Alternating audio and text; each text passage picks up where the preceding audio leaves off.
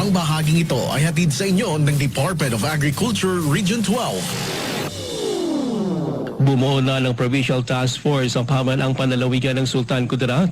Ito ay upang pangunahan ang kampanya laban sa Red Stripe Soft Scale Insect o RSSI, isang peste na banta sa mga taniman ng tubo sa Mindanao.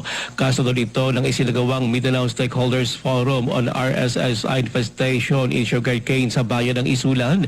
Napagkasunduan sa nasabing forum ng mga ahensya ng pamahalaan, mga lokal na opisyal, mananaliksik at mga sugarcane growers na palakasin pa ang koordinasyon laban sa pagkalat ng peste. Ayon naman sa Department of Agriculture o DA12, pangungunahan ng Regional Crop Protection Center at Regulatory Division ang field monitoring at pagbibigay ng technical na suporta sa mga apektadong lugar. Bukod dito, sinusulong din ang paggamit ng Beauveria bassiana.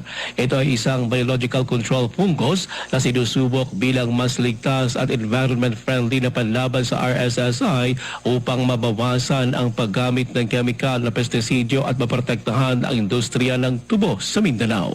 Ruel Usalo, NDBC, Bida Balita.